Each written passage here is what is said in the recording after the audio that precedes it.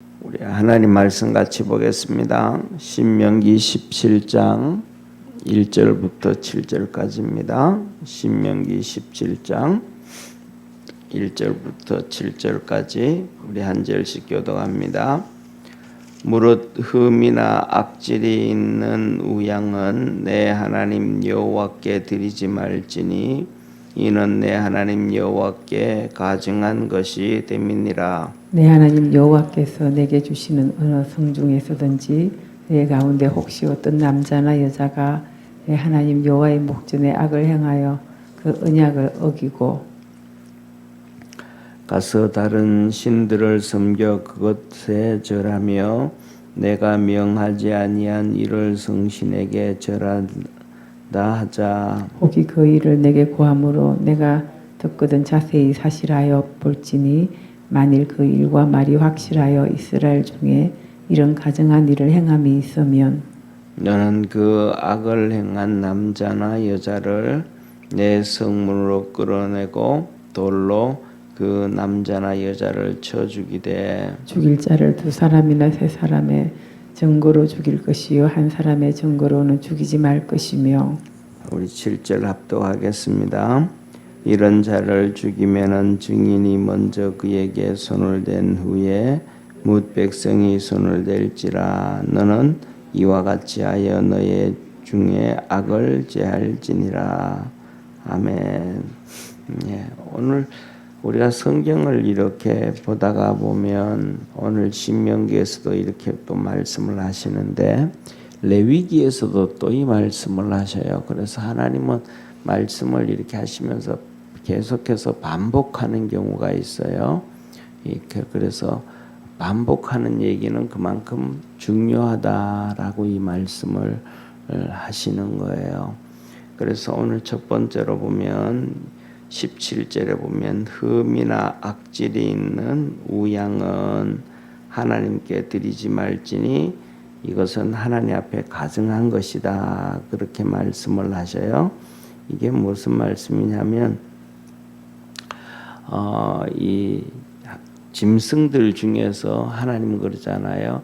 눈먼 것, 저는 것, 저기 무릇 흠이나 그러다 무릇 흠이나 악질, 흠이나 악질. 그러니까 뭐 다친 거라든지, 그다음에 병든 거라든지, 악질 이런 것들이 짐승들은 이렇게 병든 거는 하나님 앞에 절대로 안 된다. 그런데 말라기에 보면 이스라엘 백성들이 그렇게 흠 있는 거, 병든 것, 절뚝발이, 눈먼 거 이런 거를 드리는 거예요. 말라기에. 그러니까 하나님 앞에서 이스라엘 여기서 보면 가증하다 그랬거든요. 그러니까 하나님이 절대로 기뻐하지 아니하는데 그렇게 말라기서에서 이스라엘 백성들이 그렇게 드리는 거예요. 그러니까 하나님께서 예배를 안 받으시는 거죠. 싫어하는 거죠. 왜냐하면 이 짐승은 예수 그리스도를 예표하는 거거든요. 예수님은 영적인 것, 신성, 하나님의 영적인 것, 신성, 그 다음에 육신적인 것, 인성, 이 모든 부분에 있어서 정결하고 거룩하신 흠이 없으신 분이란 말이에요.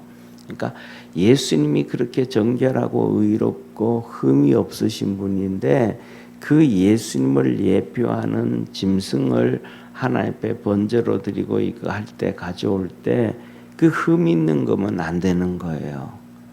예수님이 흠이 없으시기 때문에 흠 없는 것을 드리지 말아라. 하나님이 그거 말씀하시는 거거든요. 그 다음에 또 두 번째는 우리의 마음도 그렇죠.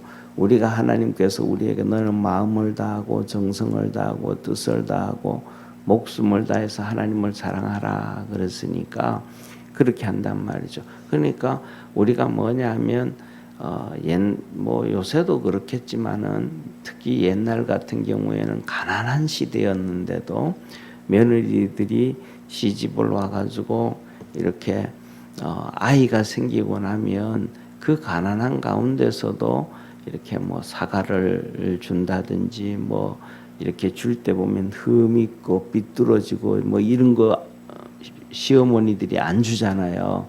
야 반듯한 거 먹어라, 좋은 거 먹어라, 반듯하게 앉아라. 그래야 이렇게 뭐냐 왜 그러냐면 며느리가 중요한 것보다도 그 속에 있는 손주가 귀하기 때문에 반듯하게 하라는 거죠. 그러니까 하나님께서 우리의 삶 속에서 그러는 건데 하나님 앞에 나올 때도 같다라는 거예요. 예수님을 예표하기 때문에.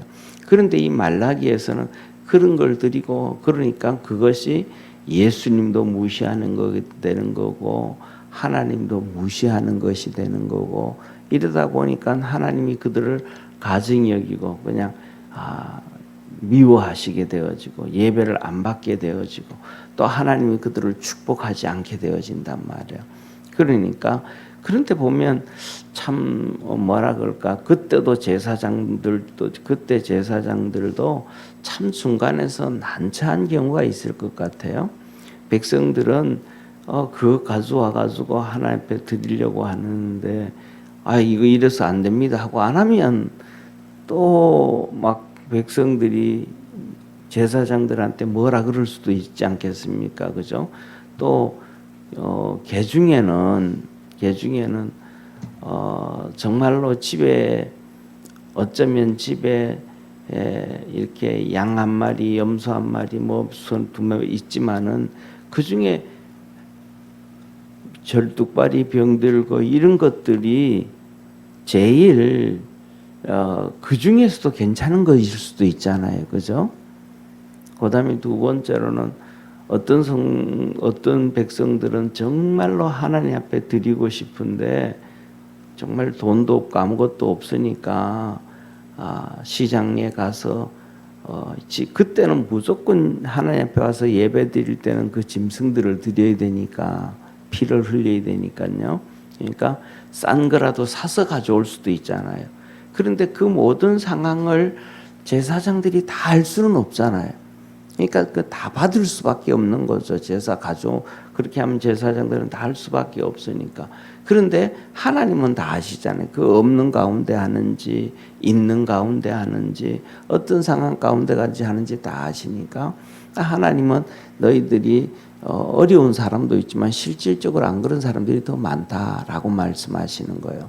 그래서 그때 하시는 말씀이 이제 말라기 1장, 2장, 3장, 4장까지 넘어가거든요. 그러니까 1장, 2장에서는 바로 그 부분을 얘기하는 거예요.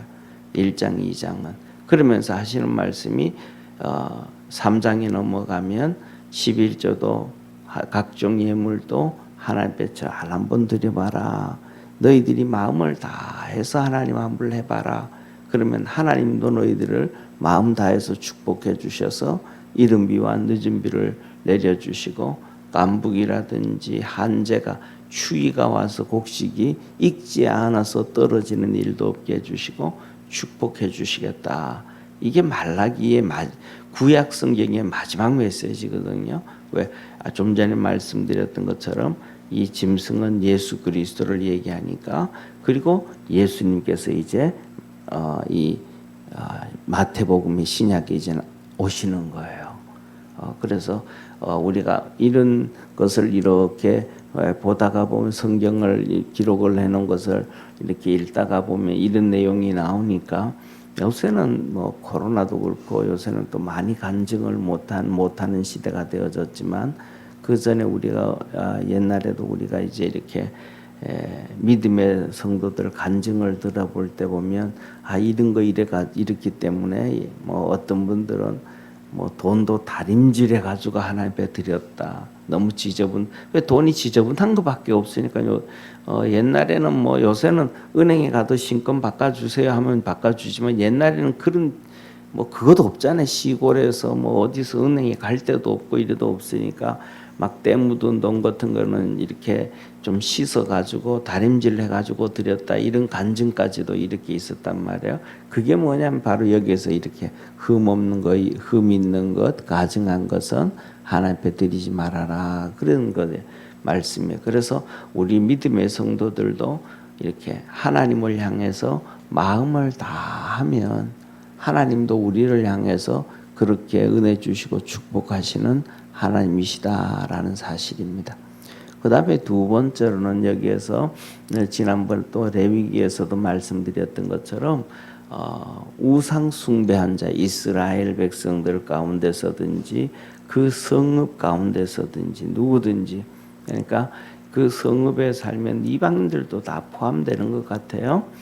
그들이 다른 신이나 이럴 성신에 절을 했다, 우상 숭배했다라고 하면 그런 소리를 들으면 예를 들면 이제 우리가 이렇게 우리 교회가 예를 들면 한 동네 사람이다 그러면 누구누구가 그 누구누구가 우상 앞에 가서 절하고 뭐 그런 것 같 그런다던데 하면 하나님이 뭐라 그러냐면 그걸 그냥 듣고는 지나가지 말고 자세히 한번 조사 한번 해라 그러시는 거예요. 자세히 조사를 해라.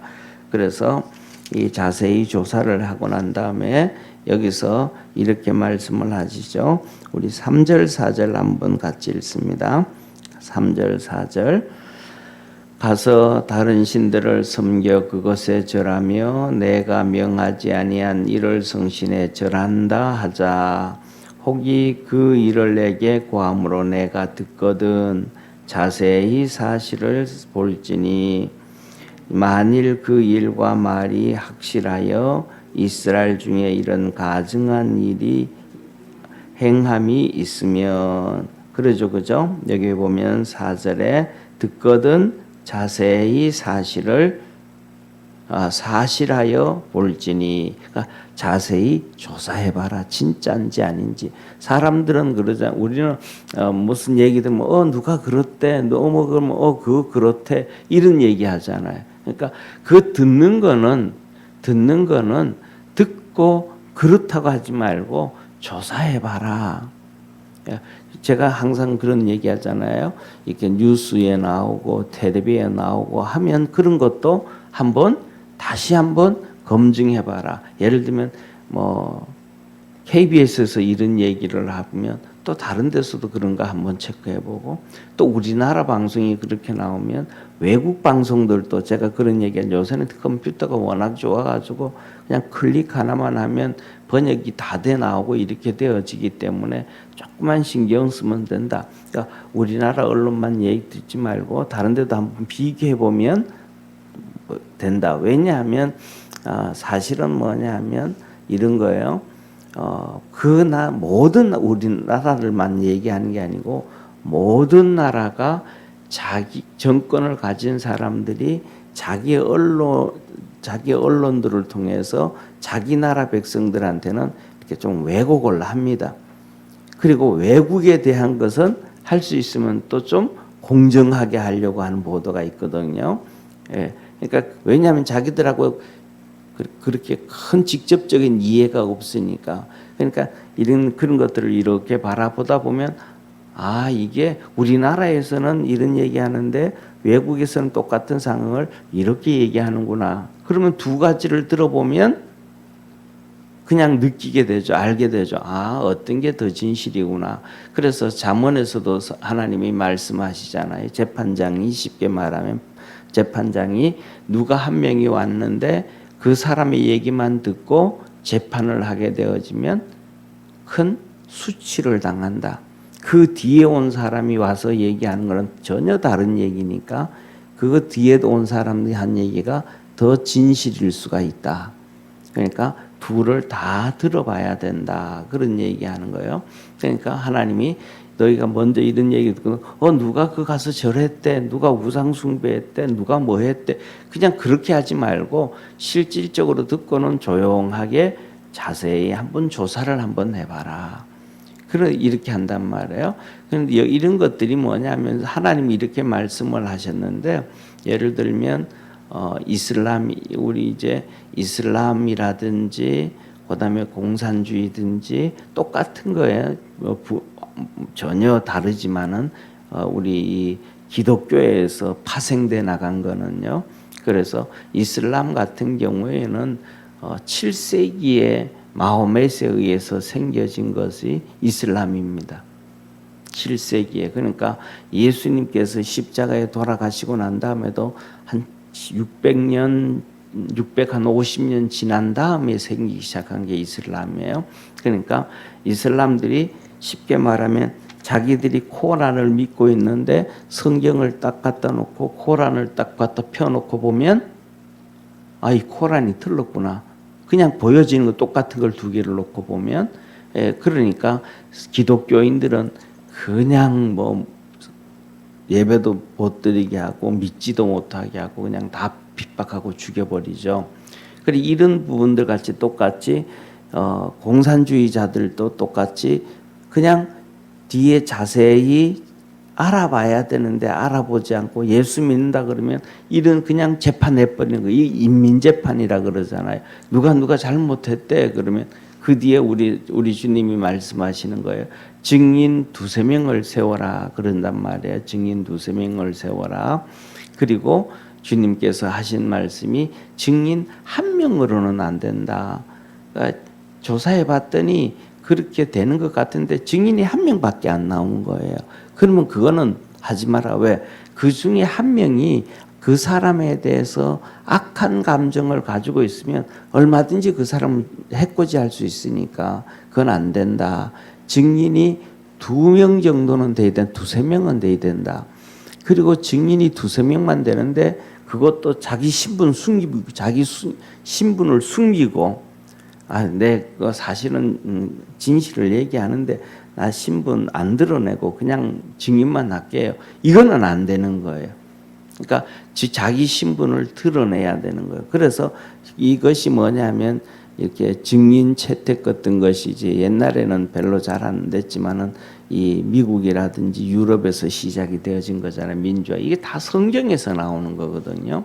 그래서 재판할 때 공개석상에 나타나서 손을 들고 이렇게 얘기를 하는 거예요. 그다음에 또 어떤 큰 범죄 같은 경우에 이 악이 정말로 무성할 경우에 보복에 문제가 있을 때는 이렇게 그 안에 있는 배심원들이라든지 판사라든지 그다음에 변호사라든지 이 사람들의 서로 상의하에 이렇게 가림막을 해주고 선서를 하고 성경 안에서 내가 진실만 얘기하겠다고 하고 증언을 하게 하는 경우도 왜 보복이 문제가 있을 수 있으니까 그렇지만 그렇지 않은 이상은 자기가 얼굴을 드러내고 누구라는 거 분명히 밝히고 증거를 한단 말이에요. 그런데 그 증인으로 하는데 증인으로서 하는데 거짓을 했을 경우에는 거기에 대해서 엄청난 벌을 받게 되어지죠. 그런데 이제 이런 것들이 진실이 이제 기독교라는 진실이라는 것이 기초를 두고 있는 데면 괜찮은데 우리나라 같은 경우에는 거짓인 말이 정말로 뭐 이렇게 너무 팽배한 가운데 있고 그런 것들이 없으니까 청문회를 만들어도 의미가 없어져 버리는 거거든요.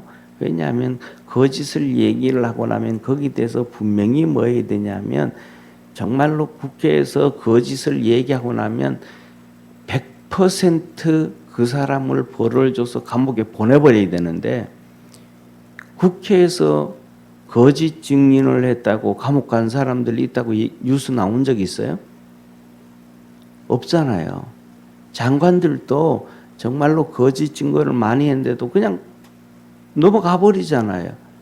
그러니까 우리나라는 청문회가 의미가 없어져 버리는 거짓말을 할 때는 국민들이 진짜 그랬는가 봐 아닌가 봐 하고 잘못 들어놨으면 그 사람을 그만큼 벌을 줘야 되는데 안 보내버리니까 그러니까 우리나라에서는 이런 청문회의 의미가 별로 그렇게 의미가 없어지 버리는 서로 그냥 여당 야당 자기들 얼굴 국민들한테 얼굴 드러내는 그런 결과만 초래되어지거든요. 우리가 잘 아는 것처럼 미국의 60년대에 그 워터게이트라고 해가지고 대통령이 파면되어지는 것 중에 하나가 결국은 거짓말 때문에 파면되어진 거잖아요.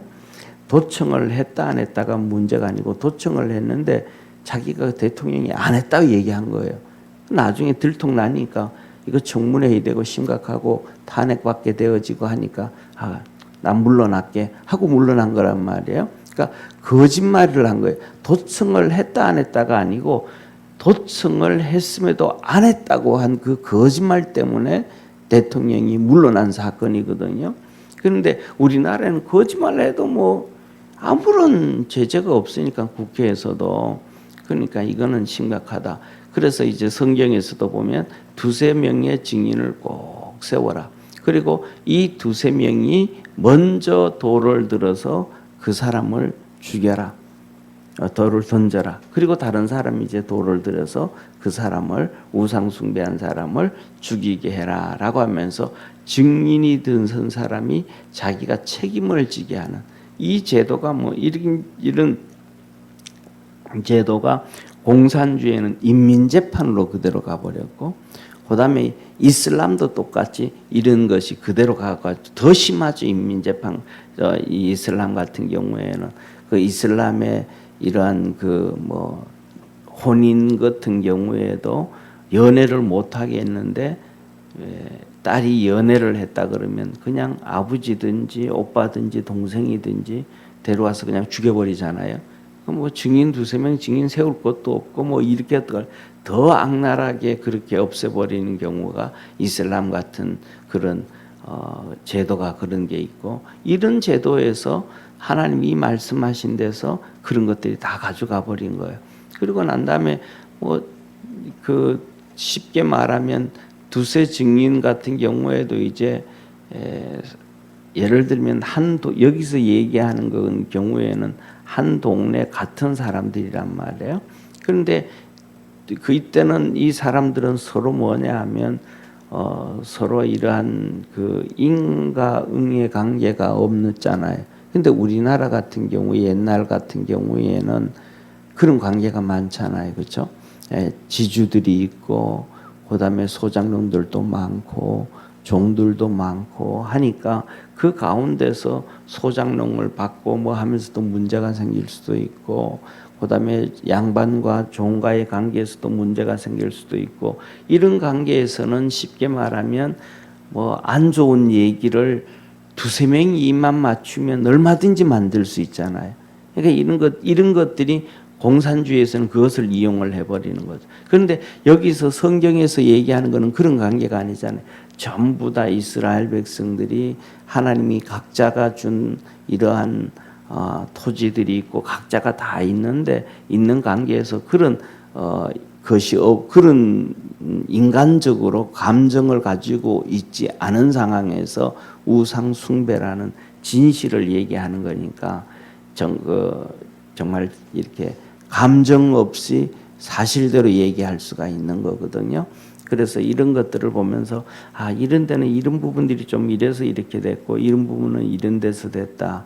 그리고 여기서도 얘기하는 것은 정말로 그런 진실한 하나님 말씀 앞에서 진실해서 진실한 것을 얘기할 때 되어지는 일들이다라는 것입니다. 그래서 오늘 이 본문 말씀 보면서 첫째로는 하나님 앞에 우리가 마음과 뜻과 정성을 다해서 하나님을 사랑하고 섬길 수 있는 성도가 되고, 그 마음만 가지고 있으면 두 번째 저게 나오는 우상 숭배라는 것은 걱정도 안 해도 된다. 실은 하나님을 향한 그 간절한 마음이 없으니까 우상 숭배를 하게 되고 곁길 가게 되어지고 다른 걸 찾게 되어지지 않는가 싶습니다. 그래서 우리가 정말로 하나님 앞에서 믿음으로 열심히 주님 많이 사랑할 수 있는 축복의 성도 되기를 축원합니다. 기도드리겠습니다. 전능하신 하나님 아버지, 하나님은 우리를 하나님의 형상과 모양으로 만들어 주시고 이스라엘 백성들은 애굽에서 능력으로 구원해 주시고 가나안 땅의 7 족속들을 멸하며 그 땅을 주시면서 축복해 주셨습니다. 하나님 아버지, 그래서 그들을 향해서 너는 마음을 다하고 뜻을 다하고 정성 다해서 나를 하나님을 사랑하라 하였습니다.